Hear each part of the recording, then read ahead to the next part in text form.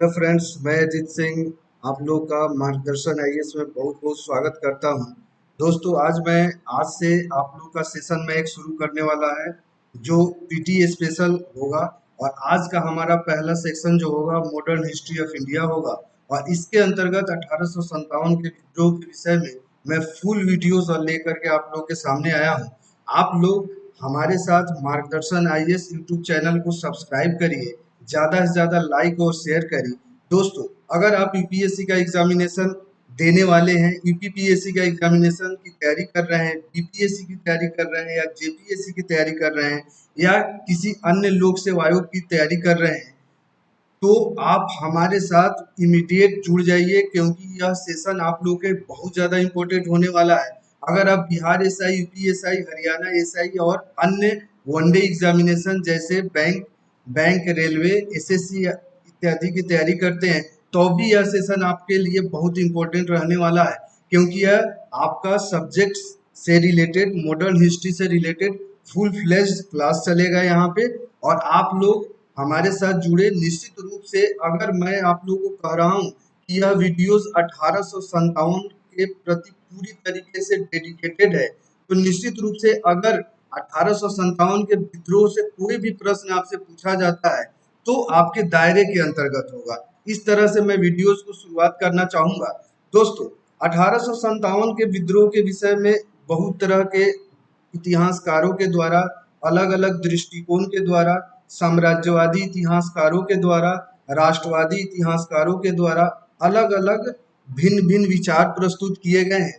हम लोग चूंकि इस सेशन को पीटी ओरिएंटेड यानी प्रीलिम्स एग्जाम के दृष्टिकोण से 100% जो सक्सेस रेशियो है उस दृष्टिकोण से हम लोग अध्ययन करने वाले हैं। हम लोग का यहाँ पे 100% यानी सुपर फास्ट रिवीजन के तहत 100% के रिजल्ट ओरिएंटेड है। 1857 से दोस्तों, अगर किसी भी एग्जामिनेशन में, चाहे वो पीएससी का एग्जामिनेशन हो, संघ लोक सेवा आयोग का एग्जामिनेशन हो या वनडे का एग्जामिनेशन हो, वीडियोस को आप लगातार हमारे साथ बन करके देखिए। कोई भी प्रश्न इसके दायरे से बाहर नहीं होगा, आपको विश्वास रखिए। और हिस्ट्री के वीडियोस पर डे मैं आप लोगों के लिए डालूंगा, पॉलिटी के वीडियोस भी मैं डालूंगा। और साथ ही साथ आपको जेपीएससी यानी आप लोग जेपीएससी के बहुत सारे स्टूडेंट्स होते हैं जो तैयारी कर रहे हैं, आगामी समय में इसका एग्जामिनेशन भी है। इस दृष्टिकोण से जेपीएससी स्पेशल भी मैं वीडियोस लेकर के आऊंगा। और साथ ही साथ जेपीएससी करंट अफेयर्स भी मल्टीपल चॉइस के अंतर्गत क्वेश्चंस लेकर के आऊंगा। यानी मार्गदर्शन आईएएस के अंतर्गत आपको पूरा होलिस्टिक तैयारी यानी भिन्न भिन्न अलग अलग तरीके से जो भी स्टूडेंट तैयारी कर रहे हैं सबके लिए यहाँ पे आपको जुड़ने के लिए पर्याप्त अवसर है और पर्याप्त कंटेंट आपको मिलेगा। इस तरीके से 1857 का विद्रोह मैं शुरू करता हूँ। आधुनिक भारतीय इतिहास में अगर देखा जाए तो 1857 के विद्रोह का एक प्रमुख स्थान है तथा इसे भारत में स्वतंत्रता का आरंभ कहा जाता है। देखो, 1857 के विद्रोह के विषय में मैं बात करूं तो इसको बहुत सारे इतिहासकारों ने भारत का प्रथम स्वतंत्रता संग्राम भी कहा है। और बहुत सारे लोगों ने इसको अलग अलग दृष्टिकोण को स्थापित करते हुए इसके स्वरूप के विषय में अलग अलग दृष्टिकोण दिए हैं। हम लोग एक वैसे दृष्टिकोण के प्रति हम लोग अध्ययन करेंगे जो आरसी मजूमदार का कहा हुआ सेंटेंस है कि यह न तो प्रथम विद्रोह था या न प्रथम राष्ट्रीय था। नहीं, इस तरीके से इस चीज को हम लोग अध्ययन करेंगे जब हम लोग 1857 का स्वरूप अध्ययन करेंगे। स्वरूप यह पूरा का पूरा आपका आधारित यह होगा कि फुल वीडियो आपके लिए है 1857 के ऊपर। समय मैं व्यर्थ न करते हुए इस वीडियोस को आगे बढ़ाता हूँ। 1857 के विद्रोह को जन्म देने वाले कारणों में राजनीतिक कारण, सामाजिक कारण, आर्थिक कारण और साथ ही साथ धार्मिक कारण भी प्रमुख रूप से जिम्मेवार माने जाते हैं। इस दृष्टिकोण से देखा जाए, अगला जो हमारा महत्वपूर्ण इंफॉर्मेशन यह होगा 1857 के विद्रोह के प्रति ईस्ट इंडिया कंपनी का प्रशासन जनता में असंतोष का प्रमुख कारण था। यहाँ पे आप देखिए, ईस्ट इंडिया कंपनी, जैसे आप लोग देख रहे हो ना, east India company EIA, east India company का प्रशासन यह पूरा का पूरा भ्रष्ट प्रशासन था। ठीक है, भ्रष्ट प्रशासन था, तो जनता में इसके प्रति बहुत असंतोष था और यही विद्रोह का प्रमुख कारण माना जाता है। और न्याय प्रणाली, जो वहाँ का जुडिशियरी सिस्टम था ईस्ट इंडिया कंपनी के अंतर्गत, वह बहुत ही ज्यादा पेचीदा न्याय प्रणाली था और प्रशासन भी पेचीदा था। इसमें भारतीयों की भागीदारी न के बराबर थी, चाहे वो जुडिशियरी सिस्टम हो और चाहे वो एडमिनिस्ट्रेशन हो। भारतीयों का पार्टिसिपेशन यानी भागीदारी न मात्र थी, यानी आपको बहुत ही थोड़ा सा भागीदारी था। यह भी एक असमानता को द्योतक के रूप में देखा जाता है और यह भी एक विद्रोह का प्रमुख कारणों में से प्रमुख विद्रोह का प्रमुख कारण माना जाता है। राजनीतिक कारणों में अगर देखा जाए तो डलहौजी का, यहाँ से प्रश्न पूछे जाते हैं कि व्यपगत की नीति किसका दिया हुआ है, तो डलहौजी का दिया हुआ है। वेलेस्ली की जो नीति थी सहायक संधि की, यह भी पूछा जाता है आपको मैथ्स वाले प्रश्न में या आपको फैक्चुअल इंफॉर्मेशन में पूछा जा सकता है कि सहायक संधि का जन्मदाता कौन था, तो आप लोग को निश्चित रूप से याद रखना है वेलेस्ली। इस तरीके से देखा जाए तो आप लोग बहुत ध्यान पूर्वक 1857 को पढ़े हमारे साथ, और निश्चित रूप से इसके बाद आपको पढ़ने की जरूरत नहीं पड़ेगी। स्पेशली अगर मैं बात करूं तो प्री एग्जामिनेशन के दृष्टिकोण से, चाहे आप कोई भी एग्जामिनेशन दे रहे हो, संघ लोक सेवा आयोग से लेकर के राज्य लोक सेवा आयोग से लेकर के, या आप राज्य के अंतर्गत भी एग्जामिनेशन होते हैं उसमें आपको इससे बाहर कोई प्रश्न नहीं पूछेगा। अगला जो बिंदु मैं आप लोग को बताने वाला हूँ, विद्रोह के लिए प्रमुख कारण में एक आर्थिक कारण भी जिम्मेवार था। ब्रिटिश भू राजस्व नीतियों के कारण बड़ी संख्या में किसान और जमींदार अपनी भूमि के अधिकार से वंचित हो गए थे। ऐसा नहीं थे कि किसान ही सिर्फ वंचित हो रहे थे, जमींदार के प्रति भी ब्रिटिश नीति थी। वह भी जमींदारी व्यवस्था और जमींदारी शोषण को चोट करने के प्रति उनकी नीति थी। इससे जमींदार भी बहुत ज्यादा अपने आप को शोषित महसूस कर रहे थे। इस दृष्टिकोण से अगला जो प्रमुख कारण मैं आपको बताऊंगा 1856 का, देखो यह बहुत बड़ा धार्मिक कारण है। यानी 1856 में धार्मिक निर्योग्यता अधिनियम पास किया गया। इसका मतलब था ईसाई धर्म ग्रहण करने वाले लोगों को अपनी पैतृक संपत्ति का हकदार माना गया। साथ ही उन्हें नौकरियों में पदोन्नति, शिक्षा संस्थानों में प्रवेश की सुविधा दी गई। दोस्तों, आप लोग से मैं स्पष्ट तौर पे बात कहना चाहूंगा, पहले के कानून में यह था 1856 से पहले अगर आप धर्म परिवर्तन करते हैं, यहाँ पे आप लोग ध्यान से देख लो, इसके बाद आपको यहाँ पे कॉन्सेप्ट एकदम क्लियर हो जाएगा। धर्म परिवर्तन, जो लोग धर्म परिवर्तन करते थे तो उनका पैतृक संपत्ति क्या हो जाता था, उनके हाथ से निकल जाता था, यानी उसमें उनकी हिस्सेदारी नहीं होती थी। लेकिन अंग्रेजों ने यहाँ पे एक चाल चला और भारतीयों के धार्मिक मामलों में हस्तक्षेप करने के लिए 1856 में उन्होंने धार्मिक निरपेक्षता अधिनियम ला दिया। और इसके लाने के बाद जो भारतीय धार्मिक समुदाय में एक असंतोष वृद्धि हुई, इस कारण से भी कि उस समय लोग ईसाई धर्म लालच में और अन्य प्रकार से जो ईसाई मिशनरियों के द्वारा जो धार्मिक रूप से कन्वर्ट कराया जा रहा था। तो सपोज करो, मैं एक उदाहरण के द्वारा आपको बताऊं, जे किसी हिंदू ने, सपोज करो हिंदू ने आपको क्या कर लिया, कन्वर्ट हो गया ईसाई में, तो आप सोच सकते हो कि हिंदू रहते हुए उसके जो पैतृक संपत्ति थी वह इसके साथ चली जाएगी, ईसाई होने के बावजूद भी वह उसके साथ रहेगी। इस तरीके से क्या हुआ कि यह इस कानून को यह माना गया कि यह धर्म के ऊपर प्रहार है और साथ ही साथ यह धर्म के मामलों में अंग्रेजों के द्वारा किया गया हस्तक्षेप भी है। इस कारण से भी भारतीय जनमानस था जो कि बहुत ज्यादा क्षुब्ध था और आंदोलन के लिए उतावला होना शुरू हो गया। इस तरीके से देखा जाए तो धार्मिक कारणों की पृष्ठभूमि में इसे देखा जा सकता है। यानी धार्मिक नियोक्ता अधिनियम को धार्मिक कारण के रूप में, एक प्रमुख कारण के रूप में देखा जा सकता है, जो कि 1800 विद्रोह, 1857 ईस्वी के विद्रोह, जिसको महाविद्रोह भी कहा जाता है, महाविद्रोह की संज्ञा दी जाती है, महाविद्रोह का एक प्रमुख कारण था। अगला जो प्रमुख कारण था 1857 के विद्रोह के लिए जिम्मेदार सामाजिक कारणों के विषय में अगर देखा जाए तो अंग्रेजी प्रशासन के सुधारवादी उत्साह के अंतर्गत पारंपरिक भारतीय प्रणाली और संस्कृति संकटग्रस्त स्थिति में पहुंच गई थी, जिसका रूढ़िवादी भारतीयों ने क्या किया, विरोध किया। यानी यहाँ के बहुत सारे ऐसे राजनेता थे, सामाजिक सुधारक थे। उन्होंने स्पष्ट रूप से कहा कि धार्मिक और सामाजिक दोनों मामले भारतीयों के अंतर्गत होने चाहिए। इसमें आपको चाहे वो सुधार ही क्यों ना हो, जैसे मैं एक नाम आप लोगों को बताना चाहूंगा, राधा कांत। नाम आप लोग इतिहास के स्टूडेंट हैं तो जरूर सुने होंगे, राधा कांत देव। ठीक है ना, राधा कांत देव।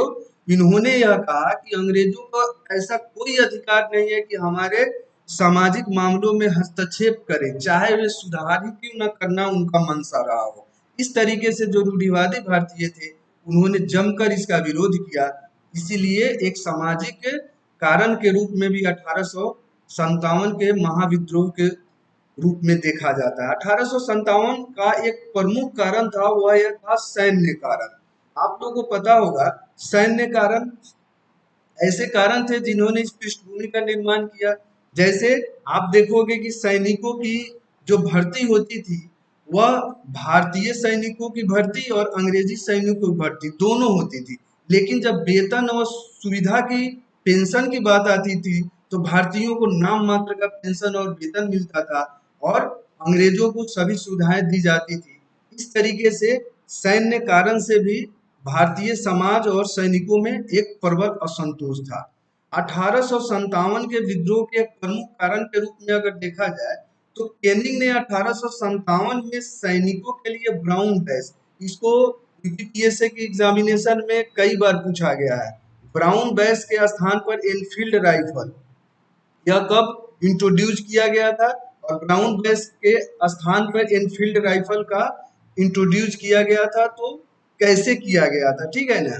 इसलिए यह बहुत ज्यादा इंपॉर्टेंट है। यह वीवीआई है, जो लोग भी हमारे साथ जुड़े हों, जो वीडियोस को देख रहे हों, वे इस चीज को समझ ले कि ब्राउन बेस जिसकी मारक दूरी बहुत कम होती थी और एनफील्ड की मारक दूरी ज्यादा होती थी, इसीलिए इसको इंट्रोड्यूस किया गया था। और उस समय में समकालीन विश्व में एनफील्ड राइफल सबसे बेहतर राइफलों में शुमार किया जाता था, जिससे कारतूस को लगाने के पूर्व दांतों से खींचना पड़ता था। और चूंकि कारतूस में गाय और सुअर दोनों के चर्बी लगी हुई थी, इस प्रकार से हिंदू भावना और मुसलमान भावना दोनों भड़क उठा।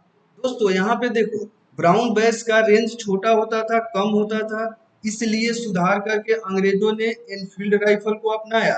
और एनफील्ड राइफल में जो कारतूस लगता था, उसमें बांस से खींच करके उसके बाद उसमें भरना पड़ता था।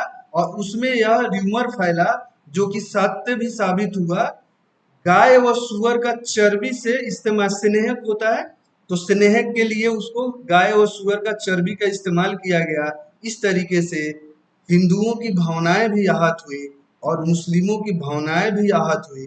और हिंदू मुस्लिम दोनों भारत के आंख के दो आंख के समान थे, ऐसा गांधी जी का मानना था। इस तरीके से दोनों संप्रदाय की धार्मिक भावनाएं आहत हुई। इस तरीके से देखा जाए तो यह एक प्रमुख 1857 के विद्रोह के कारण के रूप में जाना जाता है। 1857 का विद्रोह अचानक नहीं फूटा, यह पूर्व नियोजित था। यहाँ पे भी आप देखोगे कि दो मत है। एक मत यह कहता है कि 1857 का विद्रोह एकाएक था, अचानक था। और दूसरा मत यह कहता है कि पूर्व नियोजित था, यानी इसका योजना पहले से बनाया जा चुका था, सिर्फ समय का इंतजार था और वह समय बहुत जल्द आने वाला था। इस तरीके से कुछ इतिहासकार यह मानते हैं कि नाना साहब के निकट अजीमुल्ला खां तथा सतारा के अपदस्थ राजा के निकटवर्ती रनोली बाबू, नाम जरूर से जरूर याद रखोगे, अजमुल्ला खां और रनोली बाबू लंदन में विद्रोह की योजना बनाई। यह देखो, यह एक मत है, यह एक मत है, यानी कुछ इतिहासकार ऐसा मानते हैं, ठीक है ना। एक मत है, एक विचारधारा के अंतर्गत, यानी सर्टेन ग्रुप ऑफ हिस्टोरियंस के द्वारा यह आपको इस बात को उल्लेखित किया गया है। अजीमुल्ला ने बिठूर में नाना साहब के साथ मिलकर विद्रोह की योजना को अंतिम रूप देते हुए 31 मई, इस डेट को आप लोग याद रखोगे, मोस्ट वीवीआई डेट है, 31 मई 1857 को क्रांति का सूत्रपात यानी क्रांति इस दिन शुरू की जाएगी, इसको निश्चित किया गया था। बशर्ते आप देखोगे कि स्थिति परिस्थिति ऐसी हुई कि इस डेट से पहले ही आपको 1857 की क्रांति भड़क उठी। आगे हम लोग देखो, मैं आप लोग से बार बार यह चीज कहना चाहता हूं कि आप लोग मार्गदर्शन आईएएस के अंतर्गत इन चीजों को प्राप्त कर रहे हो, तो आप लोग मार्गदर्शन आईएएस यूट्यूब चैनल को सब्सक्राइब करना ना भूलें, और साथ ही साथ वीडियोस को आप लोग लाइक करते चलें और शेयर भी करें, जिससे भी वैसे स्टूडेंट्स लाभ उठा सकें जिनके पास संसाधनों की कमी है, और किसी तरह से उनके पास एक उचित मार्गदर्शन मिले, जो मार्गदर्शन आईएएस आप लोगों को प्रोवाइड करा रहा है उन लोगों को भी मिले। दोस्तों, मैं विषय वस्तु पे लौटता हूँ। क्रांति के प्रतीक के रूप में कमल का फूल और रोटी को चुना गया था। यह आप देखोगे कि बहुत सिंपल है 1857 की क्रांति। इवन मैं आपको कहूँ कि अगर हमारे साथ आप जुड़ते हैं तो इतिहास में आपको कोई भी ऐसा, इतना सिंपल ढंग से मैं आप लोग को इतिहास को पढ़ाऊंगा कि आपको जो है ना देखते देखते आपका इतिहास तैयार हो जाएगा। और चाहे यूपीएससी का एग्जामिनेशन हो, या चाहे यूपीपीएससी का एग्जामिनेशन हो, या कोई भी राज्य लोक सेवा आयोग या और कोई भी एग्जामिनेशन हो, इतिहास से सबसे ज्यादा 30 प्लस क्वेश्चंस निश्चित रूप से पूछे जाते हैं। इसीलिए इसके बिना आप परिकल्पना भी नहीं कर सकते हो किसी भी एग्जामिनेशन को पास करने का। और इतना बड़ा और इतना सिंपल तरीके से अगर मैं आपको स्टडी उपलब्ध करा रहा हूँ, तो आपको निश्चित रूप से मार्गदर्शन आईएएस को ज्वाइन करना चाहिए, ऐसा मैं सोचता हूँ। विशेष तौर पे आप लोग को मैं एक चीज बताना चाहूंगा कि 1857 के विद्रोह के ऊपर मैं आज आप लोग का फुल वीडियोज लेकर के आया हूँ। यानी इसके अलावा में कोई भी प्रश्न आपसे कभी एग्जामिनेशन में नहीं पूछा जा सकता है, ऐसा मेरा मानना है। कमल के फूल उन सभी सैन्य टुकड़ियों तक पहुंचाया गया जिन्हें विद्रोह में शामिल होना था। यह सांकेतिक, कमल का फूल एक सांकेतिक था, वहां वहां पहुंचाया गया जो सैन्य टुकड़ियों में जो लोग आपको विद्रोह में शामिल होने के लिए हामी भरे हुए थे। रोटी को एक गांव के का चौकीदार दूसरे गांव तक पहुंचाता था, जो कि एक संकेत मात्र था कि विद्रोह में उस गांव की भागीदारी होगी। इस तरीके से देखा जाए तो तत्कालिक कारण हुआ चर्बी लगे कारतूसों के प्रयोग को 1857 के विद्रोह में तत्कालिक कारण के रूप में इसको माना जाता है। यानी चर्बी लगे कारतूस का प्रयोग जब होने लगा, इनफील्ड राइफल का प्रयोग किया जाने लगा, तो इसका नतीजा यह हुआ कि हिंदुओं की भावनाएं भी आहत हुई और मुस्लिमों की भावनाएं भी आहत हुई। और आप यह जानते हो कि भारतवर्ष में दोनों दोनों जनसंख्या के दृष्टिकोण से आपस में भाईचारे के साथ रहने के आदी हो चुके थे, और दोनों की अब भावनाएं आहत हुई, तो दोनों ने विद्रोह करने का निश्चय किया। चर्बी लगे कारतूसों के प्रयोग से चारों तरफ व्याप्त असंतोष ने विद्रोह के लिए निर्धारित पूर्व तिथि से पूर्व ही विस्फोट को जन्म दे दिया। जैसा कि जस्ट पहले मैं आप लोगों से कह रहा था, यानी विद्रोह आपको तय किया गया था कि 31 मई को होगा, उसके पूर्व भी विद्रोह की आग भड़कना शुरू हो गई, क्योंकि अंग्रेजों का शोषणकारी नीति इतना ज्यादा अत्यधिक ज्यादा हो चुका था कि लोगों का सहने का क्षमता, आपको बर्दाश्त करने की क्षमता नष्ट हो चुकी थी, और लोग विद्रोह के लिए उद्यत हो गए थे। अब यह घटनाक्रम किस तरीके से घटित हुआ, इसके विषय में अगर मैं आप लोग से बात करूं, तो देखो, चर्बी युक्त कारतूसों के प्रयोग के विरुद्ध सर्वप्रथम कलकत्ता, देखो यह मोस्ट बीबीआई है, यह मोस्ट बीबीआई है, इसको जरूर से जरूर आप याद रखोगे। देखो, इस पर्टिकुलर सेक्शन के अंतर्गत भी जो महत्वपूर्ण प्रश्न है उसको भी मैं आप लोग को बताते चलता हूँ, तो आप लोग कॉपी और पेन लेकर के हमारे साथ जुड़े, या वीडियोस को बार बार देख करके आपका जो भी कंसेप्चुअल इंफॉर्मेशन हो, फैक्चुअल इंफॉर्मेशन हो, उसको करेक्ट करने का कोशिश करें। सर्वप्रथम कलकत्ता के समीप बैरकपुर, बैरकपुर को आप लोग को याद रखना है, बैरकपुर, और 19वीं रेजिमेंट और 34वीं नेटिव इन्फेंट्री के सैनिकों ने बगावत की। साधारणतः आप जो है ना 34 रेजिमेंट को जरूर से जरूर याद रखोगे, यहाँ से प्रश्न लगातार पूछे जाते हैं यूपीएससी और यूपीपीएससी और अन्य राज्य लोक सेवा के एग्जामिनेशन में। 29 मार्च 1857 को मेरठ छावनी में तैनात 34वीं इन्फेंट्री के एक सैनिक मंगल पांडे, आप नाम याद रखोगे, ने चर्बी लगे कारतूसों के प्रयोग से इनकार कर दिया और अपने अधिकारी, दो अधिकारी यानी लेफ्टिनेंट बाग को और लेफ्टिनेंट जनरल ह्यूसन को गोली मार दी। यानी गोली मार के इनकी क्या कर दी, हत्या कर दी। इस तरीके से आप देखोगे कि आपको विद्रोह की शुरुआत हो चुकी, क्योंकि मंगल पांडे के द्वारा जो 34 इन्फेंट्री के जवान थे, उन्होंने लेफ्टिनेंट बाग और जनरल ह्यूसन की गोली मार की हत्या कर दी। उसके बाद आप देखोगे कि 8 अप्रैल 1857, इस डेट को जरूर याद रखोगे, सैनिक अदालत ने क्या किया, मंगल पांडे को फांसी की सजा दे दी।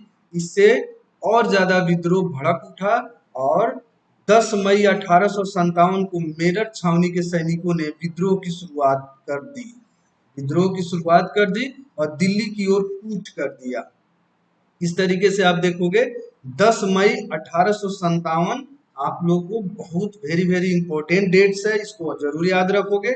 और साथ ही साथ 12 मई 1857 को दिल्ली के ऊपर कब्जा कर लिया गया सैनिकों के द्वारा और सैनिकों ने निर्वासित मुगल सम्राट बहादुर शाह जफर को भारत का बादशाह घोषित कर दिया गया। इस तरीके से आपको 12 मई 1857 को बहादुर शाह जफर भारत का बादशाह घोषित कर दिया गया।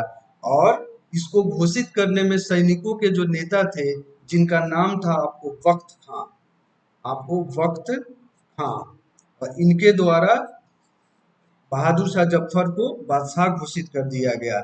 इस तरीके से आप हम लोग अगला जो हम लोग बिंदु अध्ययन करने वाले हैं वह विद्रोह का प्रसार कहाँ का हुआ, यानी यह विद्रोह के विषय में है कि आप देखोगे उत्तर में यह कहाँ, दक्षिण, पूरब और पश्चिम, विद्रोह का प्रसार कहाँ कहाँ हुआ, इसके विषय में मैं आप लोग को बताने वाला हूँ। ध्यान पूर्वक आप लोग हमारे साथ जुड़ करके और अध्ययन कीजिए।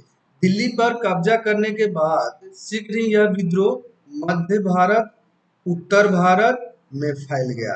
यानी आप देखोगे कि ये वाला एरिया मध्य भारत में यह विद्रोह फैला और साथ ही साथ यह उत्तर भारत में भी विद्रोह फैला। 4 जून तक लखनऊ में बेगम हजरत महल के नेतृत्व में विद्रोह आरंभ हो गया, जिसमें हेनरी लॉरेंस की हत्या हो गई। देखो वहां पे अंग्रेज अधिकारी हेनरी लॉरेंस थे, जिनकी हत्या कर दी गई विद्रोहियों के द्वारा। और 4 जून के बाद 5 जून को नाना साहब के नेतृत्व में कानपुर में के ऊपर अधिकार कर लिया और नाना साहब अपने आप को पेशवा घोषित कर दिया गया। यानी पेशवा किसका, पेशवा आपको बादशाह का पेशवा इनके द्वारा घोषित कर दिया गया, जो कि बहादुर शाह जफर को नियुक्त किया गया था। ठीक है, इस तरीके से यहाँ तक मैं यह समझ रहा हूँ कि आप लोग अच्छे तरीके से हमारे साथ जुड़ करके एक एक फैक्चुअल इंफॉर्मेशन को एब्जॉर्व कर रहे हो और इसका इस्तेमाल भी आप लोग निश्चित रूप से अपने पर्टिकुलर एग्जामिनेशन में करोगे। झांसी में विद्रोह देखोगे तो झांसी में विद्रोह का नेतृत्व रानी लक्ष्मीबाई, आप सभी लोग इस चीज से वाकिफ हो, लक्ष्मीबाई से वाकिफ हो। यानी झांसी में विद्रोह का नेतृत्व किसके द्वारा किया गया, रानी लक्ष्मीबाई के द्वारा किया। बहुत ही कॉमन फैक्चुअल इंफॉर्मेशन है। झांसी के पतन के बाद लक्ष्मीबाई ने ग्वालियर में तात्या टोपे, या बहुत भी आई है, इसको जरूर से जरूर आप लोग याद रखोगे। और एक प्रश्न यहाँ पे आप देखोगे यूपीएससी में भी पूछा गया है और यूपीपीएससी में भी पूछा गया है, इनका वास्तविक नाम क्या था। तो तात्या टोपे का वास्तविक नाम रामचंद्र पांडुरंग था। यहाँ पे आप लोग को अगर पता होगा, हमारे क्लास को अटेंड किए रहेंगे तो निश्चित रूप से आपका एक भी प्रश्न पर्टिकुलर 1857 के विद्रोह से नहीं छूटेगा। और मैं आप लोग को आश्वस्त करता हूँ कि हमारे मार्गदर्शन आईएएस यूट्यूब चैनल को अगर आप सब्सक्राइब करते हो तो पूरा हिस्ट्री आप लोग को पीटी स्पेशल के सीरीज में मैं आप लोग को टोटल हिस्ट्री लेकर के मैं आऊंगा, जहां से एक भी प्रश्न आपके नहीं छूटेंगे, चाहे आप यूपीएससी के स्टूडेंट हो या यूपीपीएससी या अन्य राज्य लोक सेवा आयोग के या वनडे के एग्जामिनेशन करते हैं। अगर आपके एग्जामिनेशन में हिस्ट्री से एक भी प्रश्न पूछा जाता है तो हमारा चैनल आपको मदद करेगा, मार्गदर्शन करेगा आपका। आप सिर्फ हमारे चैनल को सब्सक्राइब करिए, लाइक और शेयर करना न भूलिए। इस तरीके से तात्या टोपे का मूल नाम क्या था, रामचंद्र पांडुरंग था।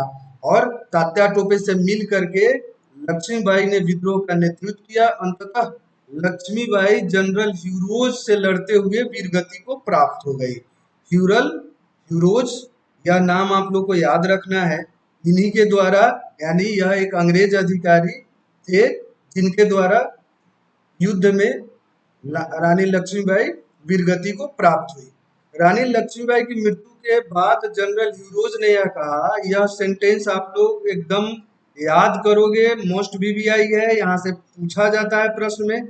भारतीय क्रांतिकारियों में यह एक सोई हुई औरत मर्द है, यानी इनके द्वारा उनके वीरता के ऊपर एक बहुत ज्यादा प्रशंसनीय बात किया गया जनरल फिरोज के द्वारा। कहा जाता है कि जो वीर पुरुष होता है वो दूसरे वीर पुरुष को इज्जत के साथ नवाजते हैं, ठीक है ना। इस तरीके से फिरोज ने कहा कि यहाँ जो रानी जो क्रांतिकारियों में सोई हुई है औरत है, यह सबसे बड़ी मर्द है। इस तरीके से देखा जाए तो अगला जो आप लोग के लिए जानने के लिए महत्वपूर्ण बिंदु है, तात्या टोपे ग्वालियर के पतन के बाद नेपाल चले गए और जहां पर उन्होंने उनका एक दोस्त जमींदार दोस्त था जिसका नाम मानसिंह था। इसको याद रखोगे। देखो, दो तरीके से नाम आपका होता है, या तो आप बहुत ज्यादा वीरता दिखाते हो तब आपका नाम होता है, या बहुत बड़े विश्वासघाती होते हो तब आपका इतिहास में नाम होता है।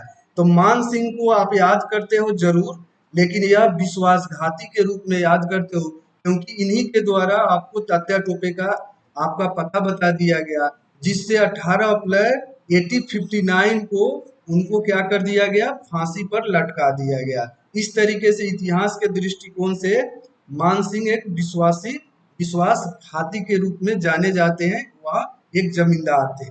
बिहार में विद्रोह का नेतृत्व जगदीशपुर के जमींदार बाबू कुंवर सिंह के द्वारा किया गया।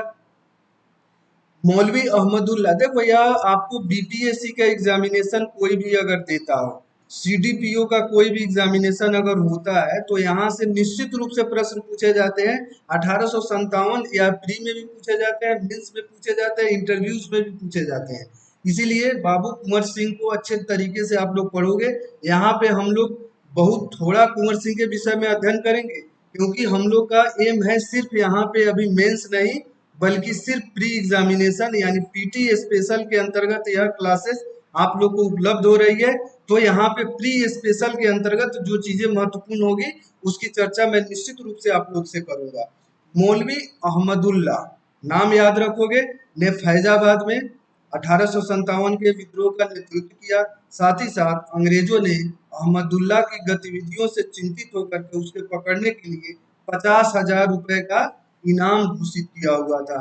यानी मौलवी अहमदुल्ला को पकड़ने के लिए अंग्रेजों ने इनाम की घोषणा की थी, वो भी मोटी रकम 50,000 रुपए के इनाम की घोषणा की थी। अगला जो मोस्ट इंपोर्टेंट फैक्चुअल इंफॉर्मेशन आप लोग के लिए है, खान बहादुर खान ने रुहेलखंड, यह आप याद रखोगे। 1857 के विद्रोह को नेतृत्व किया जिसको बाद में पकड़ करके अंग्रेजों ने खान बहादुर खान को क्या कर दी, फांसी की सजा दे दी। और एक अगला जो महत्वपूर्ण बिंदु है, राजकुमार सुरेंद्र शाही और उज्जवल शाही, इन्होंने उड़ीसा के अंतर्गत संबलपुर में विद्रोह का नेतृत्व किया। यह संबलपुर को याद रखोगे आप लोग, उड़ीसा को याद रखोगे। और नाम सुरेंद्र शाही और उज्जवल शाही, शाही वंश के दोनों थे और इनके द्वारा जो है ना संबलपुर में 1857 के विद्रोह जो हुआ था उसका नेतृत्व किया गया था। अगला जो महत्वपूर्ण इंफॉर्मेशन आप लोग के लिए है, मनीराम दत्त। मनीराम दत्त ने कहाँ पे विद्रोह को संभाला, यह दीवान थे, इन्होंने असम में विद्रोह को संभाला। साथ ही साथ बंगाल, पंजाब और दक्षिण भारत अधिकांश हिस्सों में विद्रोह में भाग नहीं लिया। दोस्तों, कहा जाता है अंग्रेजों के द्वारा यह कहा गया, असेसमेंट किया गया, तो उसमें अगर पूरी तरीके से अगर सभी जमींदारों के द्वारा यह विद्रोह किया जाता तो उसी समय अंग्रेज को भारत छोड़ने के लिए विवश होना पड़ता। लेकिन जितने जमींदार आपको भारत के सहयोग कर रहे थे उससे कई मजबूत जमींदार लोग अंग्रेजों का सहयोग कर रहे थे। ना विद्रोह में बंगाल के लोग शामिल थे, ना पंजाब के, ना दक्षिण भारत के लोग के द्वारा इसमें शामिल हुए थे। अंग्रेजों ने एक लंबे तथा भयानक युद्ध के बाद सितंबर 1857 में दिल्ली के ऊपर पुनः कब्जा अंग्रेजों के द्वारा कर लिया गया और साथ ही साथ आपको बहादुर शाह को निर्वासित कर दिया गया, रंगून भेज दिया गया और बाकी जो आंदोलनकारी थे उनको फांसी के ऊपर लटका दिया गया। अब हम लोग का अगला जो महत्वपूर्ण बिंदु है वह विद्रोह का परिणाम के अंतर्गत, यानी अगर आप विद्रोह करते हो किसी राष्ट्र के या चाहे वो साम्राज्यवादी राष्ट्र के विरोध में विद्रोह करते हो तो निश्चित रूप से उसका परिणाम आपके लिए भयानक होगा और परिणाम उसी तरीके से विद्रोही को के लिए यह भयानक हुआ, उसमें पहला बिंदु अगर हम लोग देखें तो 1857 के विद्रोह के भारत में कंपनी के शासन का, यहाँ पे आप देखोगे कि 1858 ईस्वी का अधिनियम पास किया गया। उस अधिनियम की विशेष तौर पे यह उसमें उपलब्धि थी कि 1857 के बाद कंपनी के शासन को अंत कर दिया गया इस अधिनियम के द्वारा, तथा भारत का शासन ब्रिटिश क्राउन से आप लोग समझ रहे हो ना, ब्रिटिश राजा, यानी आपको अब हम लोग भारत के ऊपर जो शासन 1858 के बाद जो भारत के ऊपर शासन करेगा वह ब्रिटिश क्राउन करेगा, ब्रिटिश राजशाही करेगा, यह स्पष्ट हो गया।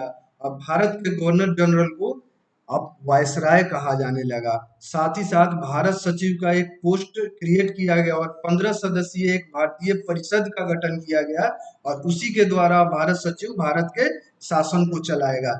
इस तरीके से मैं अपने अनुभव के द्वारा आप लोग को बताना चाहता हूँ कि ब्रिटिश क्राउन 1858 ईस्वी का अधिनियम, भारत के गवर्नर जनरल को वायसराय कहा जाने लगा और भारत सचिव के अंतर्गत 15 सदस्य भारत परिषद का निर्माण हुआ।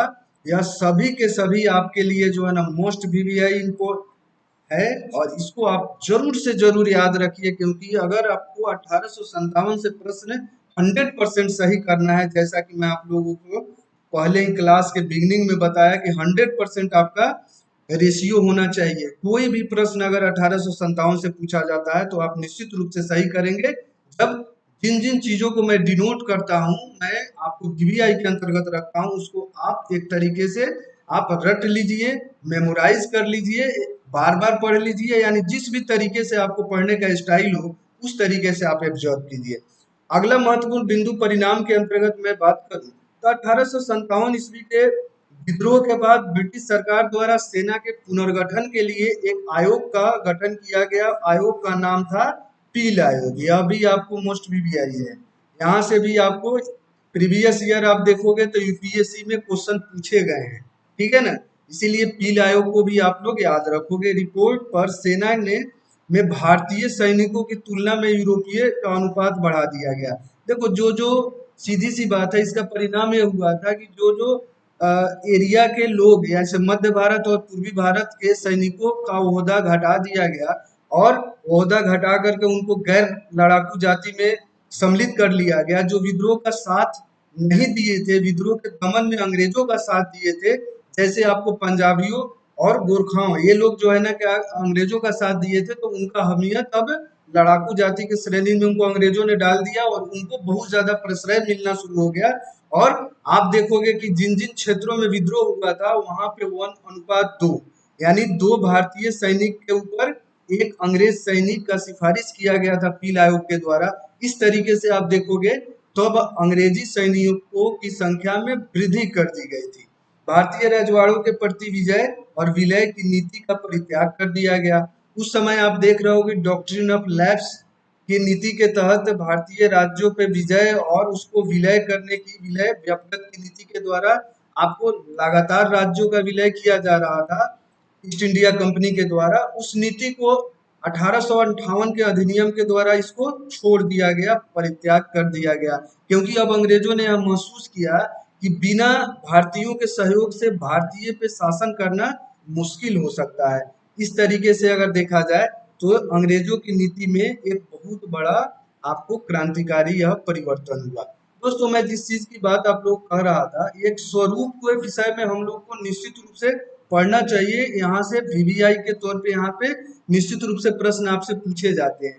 यहाँ पे आप लोग ध्यान पूर्वक बार बार स्टडी करें, लेकिन इन चीजों को याद जरूर कर लें। अब देखो, पहला इसमें जो इतिहासकार है, देखो मैं आप लोग के लिए सभी को बिना अलग अलग किए, इसमें कौन साम्राज्यवादी इतिहासकार है, कौन राष्ट्रवादी इतिहासकार है, इन चीजों का बिना विभेद किए हुए, क्योंकि हम लोग का क्लास यहाँ पे मेंस का क्लास नहीं है, हम लोग का क्लास यहाँ पे प्री स्पेशल है, यानी प्री, यानी 100% आपको यहाँ पे सक्सेस रेशियो देना, यानी यहाँ के 1857 के विद्रोह से एक भी प्रश्न आपका ना छूटे, इस दृष्टिकोण से मैं आपकी तैयारी करा रहा हूँ। इसलिए आप लोग जो कॉन्सेप्चुअल क्वेश्चंस है, जब मैं आप लोग के सामने यह मेंस के पेपर लेकर के जब मैं आऊंगा और मेंस स्पेशल वीडियोस जब मैं आपके सामने लेकर आऊंगा उसमें बताऊंगा साम्राज्यवादी इतिहासकार किसको कहा जाता है, राष्ट्रवादी किसको कहा जाता है, सबाल्टर्न हिस्टोरियंस किसको कहा जाता है, आपको मार्क्सवादी इतिहासकार किसको कहा जाता है। वर्तमान में उन चीजों से हम लोग को कोई मतलब नहीं है, हमको सिर्फ फैक्चुअल इंफॉर्मेशन 1857 के स्वरूप के विषय में वहां से जो प्रश्न पूछे जाते हैं उन्हीं बिंदुओं का उल्लेख मैं आपसे करूंगा। पहला नाम है L.E.R. रीज का। रीज ने, यानी छोटे शब्द में आप रीज भी कह सकते हो, इन्होंने कहा कि धार्मिक युद्ध था 1857 का विद्रोह। क्या था? धार्मिक युद्ध था। और उन्होंने क्या कहा कि यह धर्मांधों का ईसाइयों के विरुद्ध युद्ध था। इससे आप 1% भी आप मुतमईन नहीं हो सकते हैं, क्योंकि किसी भी दृष्टिकोण से आप इसको धार्मिक युद्ध नहीं ठहरा सकते हैं। उस समय साम्राज्यवादी इतिहासकारों का यह मानना था कि भारत के लोग और एशिया के लोग मूर्ख हैं। अरे उनके पास जो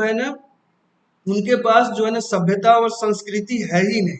इस दृष्टिकोण के आधार पे आप देखोगे कि उनके द्वारा भारतीयों को हीन दृष्टिकोण से देखा गया, और इसीलिए कहा गया कि यह एक धार्मिक युद्ध की तरह है। अगला जो T.R. होम्स के विषय में आपको मैं बताऊं, तो होम्स ने कहा बर्बरता और सभ्यता के बीच युद्ध है 1857 का। यह भी साम्राज्यवादी इतिहासकार है। इनके द्वारा भारतीयों को बर्बर कहा गया, और अपने अंग्रेजों को इन्होंने कहा कि ये लोग बहुत ज्यादा सभ्य हैं। इससे भी आपको सहमति प्रकट नहीं की जाती है बहुत सारे इतिहासकारों के द्वारा। और आउट्रम, सर जेम्स आउट्रम के द्वारा यह कहा गया कि हिंदू मुस्लिम षड्यंत्र है। इन्होंने एक कदम और आगे बढ़ करके कहा कि हिंदू मुस्लिम आपस में मिल करके और अंग्रेजों के प्रति एक षड्यंत्र के करने के दृष्टिकोण से 1857 के विद्रोह को इन्होंने अंजाम दिया हुआ है। अगला जो सबसे महत्वपूर्ण है बेंजामिन डिज़रायली, और यहाँ से इन्होंने कहा यह राष्ट्रीय विद्रोह था। यहाँ से प्रश्न लगातार पूछे जाते हैं, मोस्ट भी आई है। डिज़रायली ने कहा कि यह 1857 का विद्रोह क्या था? एक राष्ट्रीय विद्रोह था। इस तरीके से आप देखोगे कि राष्ट्रवादी इतिहासकार वी.टी. सावरकर यह कहते हैं सुनियोजित स्वतंत्रता संग्राम था। यानी इनके द्वारा कहा गया कि 1857 का विद्रोह भारतीय आजादी के लिए प्रथम सुनियोजित स्वतंत्रता संग्राम मानते हैं वी.टी. सावरकर। इससे भी आप बहुत ज्यादा सहमति प्रकट नहीं कर सकते हैं। चाहे वो अतिवाद, आप अतिवाद से बहुत ज्यादा असहमति नहीं प्रकट कर सकते हैं। लेकिन अब आप देखोगे R.C. मजूमदार के सेंटेंस को, जो इनके द्वारा क्या कहा गया, सैन्य विद्रोह कहा गया, और कहा गया एक स्वतंत्रता संग्राम नहीं था। यानी R.C. मजूमदार के यहाँ कहा गया इनके द्वारा कि यह ना एक तरह से देखा जाए तो इसका क्षेत्र भी व्यापक था, इसमें बहुत सारे लोगों ने भागीदारी भी निभाई।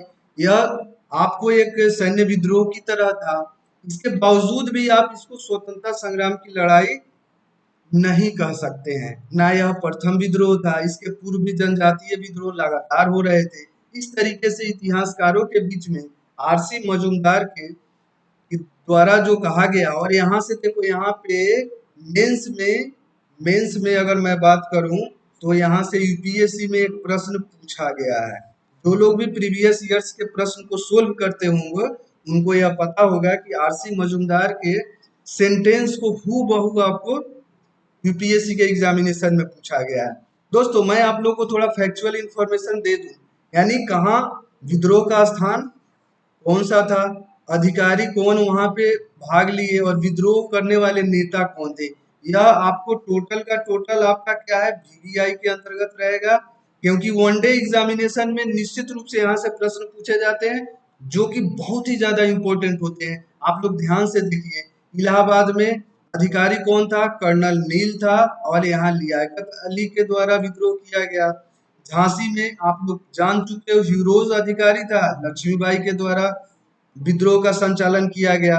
पटना में आउट्रम और विंसेंट आयर अधिकारी थे, कुंवर सिंह के द्वारा जो है ना संचालन किया गया विद्रोह का। दिल्ली में कैंपबेल थे, और उनके द्वारा खान बहादुर खां के द्वारा विद्रोह किया गया।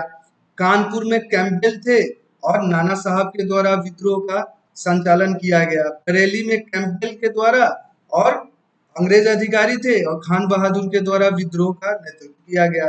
जगदीशपुर में जनरल आयर और टेलर थे, और बाबू वीर कुंवर सिंह द्वारा जो है ना विद्रोह को अंजाम दिया गया। लखनऊ में आप लोग को पता है कैंपबेल अंग्रेज अधिकारी थे और बेगम हजरत महल और बिरकिस कादिर दोनों, चूंकि यहाँ पे देखो बेगम हजरत महल और उसके बाद इनकी मृत्यु के बाद बिरगिस कादिर के द्वारा जो है आंदोलन को आपको संचालित किया गया। बनारस में आप देखोगे कर्नल नील के द्वारा अंग्रेज अधिकारी थे और लियाकत अली के द्वारा विद्रोह का संचालन किया गया। इस तरीके से आप लोग प्रमुख अधिकारी और प्रमुख विद्रोही नेता और प्रमुख जगह जहां विद्रोह हुआ, इस तरीके से आप लोग इसको तैयार कर सकते हो। अब देखो इसमें एक चीज मैं आप लोग को बताना चाहूंगा, यानी टोटल 1857 के विद्रोह में कौन कौन सी ऐसी बातें हैं जो आपको निश्चित रूप से मेमोराइज करने की बात है। तो बहादुर शाह दिल्ली में प्रतीकात्मक नेता, यानी प्रतीकात्मक नेता थे बहादुर शाह। वास्तविक नेतृत्व सैनिकों के परिषद में था, जिसका प्रधान जो आप लोग को मैं बता चुका हूँ वक्त खां, यानी सैनिकों का यह प्रधान था। और इन्हीं के द्वारा यह कहा गया कि एक नाम मात्र के प्रधान बादशाह के रूप में बहादुर शाह जफर को नियुक्त किया गया और पूरा का पूरा शासन व्यवस्था इन्हीं के द्वारा आपको की जाती थी। ठीक है, अगला जो महत्वपूर्ण बिंदु है जो आपको जानने की जरूरत है, 1857 के विद्रोह का समय भारत का गवर्नर जनरल लॉर्ड कैनिंग थे। मोस्ट इंपोर्टेंट है, मैं ये बता चुका हूँ। अभी देखो स्मरणीय तत्व में जो चीजों की मैं चर्चा करने वाला हूँ, हर एक चीज आपको नॉलेज है। आप दिमाग के ऊपर प्रेशर दे करके इसको याद करने का कोशिश करिए। यह विद्रोह सत्ता पर अधिकार के बाद लागू किए जाने वाले किसी सामाजिक विकल्प से रहित था, यानी यह विद्रोह सामाजिक विकल्प देने में सक्षम नहीं था। अगला जो महत्वपूर्ण बिंदु आप लोग को जानने की जरूरत है, 1857 के विद्रोह में कौन कौन से लोग हिस्सा नहीं लिए थे। पंजाब हिस्सा नहीं लिया था, राजपूताना का क्षेत्र, हैदराबाद का क्षेत्र और मद्रास, यह सभी ऐसे प्रांत थे या राजशाही थे जो लोग आपको 1857 के विद्रोह में इनके द्वारा हिस्सा नहीं लिया गया था। विद्रोह की असफलता के कई कारण थे। अगर विद्रोह असफल हुआ तो क्या कारण थे? प्रमुख कारण था एकता नहीं था, संगठन नहीं था, संसाधनों की कमी थी और साथ ही साथ बंगाल के जमींदारों ने विद्रोह को कुचलने में अंग्रेजों की मदद की थी। आप देख सकते हो जब अपने ही पराये की तरफ व्यवहार करने लगे, आपके जमींदार आप ही के ऊपर आपको अत्याचार करने लगे, आपके विद्रोह को कुचलने लगे, अंग्रेजों को आर्थिक मदद से लेकर के और सूचना पहुंचाने लगे, तो इसका मतलब है कि आपका विद्रोह निश्चित रूप से असफल साबित होगा। वीडी सावरकर ने अपनी पुस्तक भारत का प्रथम स्वतंत्रता संग्राम के माध्यम से इस धारणा को जन्म दिया कि 1857 का विद्रोह एक प्रथम स्वतंत्रता संग्राम था। यानी यहाँ से भी आप देखोगे तो एक के प्रश्न आपको यूपीएससी में पूछा गया है। देखो यूपीएससी में यानी मेंस में पूछा गया है, ठीक है ना। तो अभी यह जो है ना आप लोग का प्री स्पेशल क्लास है, लेकिन यहाँ से इस तरीके से प्रश्न पूछा जा सकता है। इसके द्वारा यह कहा गया है 1857 का विद्रोह राष्ट्रीय स्वतंत्रता संग्राम था। तो अगर आपको वीडी सावरकर का नाम पता होगा, आपने पढ़ा है, हमारे वीडियोस को देखा है, ध्यान पूर्वक हमारे लेक्चर को सुना हुआ है, तो आप बड़े आसानी के साथ इस प्रश्न का जवाब देंगे और आपको फुल मार्क्स मिलेगा। वास्तव में अगर देखा जाए तो 1857 का विद्रोह सैनिक विद्रोह नहीं था, बल्कि इसमें समाज का प्रत्येक वर्ग शामिल था। इसमें लगभग 1.5 लाख लोगों की जान गई थी। अगर देखा जाए तो इसमें 1.5 लाख लोगों ने अपने जान को गंवाई थी। इस तरीके से अगर मैं आप लोगों से बात करूं तो अभी अभी हमने 1857 ईस्वी में जो विद्रोह हुआ था, इस विद्रोह के विषय में हम लोगों ने बहुत सारी जानकारी का अध्ययन किया और इस तरीके से यह वीडियोस नियमतः अब समाप्त हो चुका है। और आप अब देखोगे, आप कोई भी एग्जामिनेशन आप अगर दे रहे हो, जैसा कि मेरे मार्गदर्शन आईएएस के अंतर्गत यूपीएससी, यूपीपीएससी के या बीपीएससी, देखो या कोई भी जो है ना ऑल पीएससी एग्जामिनेशन एग्जाम्स के लिए यह बहुत ज़्यादा इम्पोर्टेंट क्लासेस होते हैं। और साथ ही साथ कोई भी राज्य का अगर एसआई से संबंधित, एसएससी से संबंधित या रेलवे से संबंधित जो भी विद्यार्थी है, जिसके एग्जामिनेशन में अगर देखोगे कि अगर हिस्ट्री के संबंधित एक प्रश्न या एक से अधिक प्रश्न पूछे जाते हैं, तो सभी के लिए मोस्ट वीवीआई सेक्शन है, ठीक है ना। इसीलिए आप लोग हमारे मार्गदर्शन आईएएस के साथ जुड़िए। मार्गदर्शन आईएएस बाई अजीत सिंह, मैं यहाँ पे लिख भी देता हूँ, देखो, मार्गदर्शन आईएएस बाय अजीत सिंह। आप हमारे साथ निश्चित रूप से अजीत सिंह के साथ आप इसको सब्सक्राइब कर लीजिए, वीडियोस को आप लाइक कीजिए और साथ ही साथ वीडियोस को आप शेयर कीजिए। आप लोग के कैरियर को बहुत ऊंचाई तक ले जाने का हमारा प्रयास है और मार्गदर्शन आईएएस इसी दिशा में आपको लगातार सफलतापूर्वक प्रयास कर रहा है। आप लोग मुझे सहयोग कीजिए और निश्चित रूप से आप लोग के एग्जामिनेशन में, किसी भी एग्जामिनेशन जो आपका गोल हो, जिसमें आप सफलता हासिल करना चाहते हो, उस एग्जाम को आप क्रैक करना चाहते हो, तो निश्चित रूप से मार्गदर्शन आईएएस परिवार आपके साथ होगा। उस सफलता को आपके तक पहुंचाने में मार्गदर्शन आईएएस निश्चित रूप से योगदान देगा। इसी के साथ मैं आज की क्लास समाप्त करना चाहूंगा। मार्गदर्शन आईएएस को सब्सक्राइब करना न भूलें, क्योंकि यहाँ पे आपके लिए बहुत सारा important videos PT special super fast revision के अंतर्गत आने वाला है। जेपीएससी के जो लोग भी हमारे साथ जुड़े, वहाँ पे जेपीएससी स्पेशल अभी आपको क्लासेस मिलनी शुरू हो जाएगी और जेपीएससी करंट अफेयर्स से संबंधित क्लासेस भी आपको मिलना शुरू हो जाएगी। इसीलिए किसी भी सेक्शन के जो स्टूडेंट्स हैं, निश्चित रूप से मार्गदर्शन आईएएस से मार्गदर्शन प्राप्त कर सकते हैं। इसी के साथ वीडियोस को समाप्त करता हूँ। जय हिंद।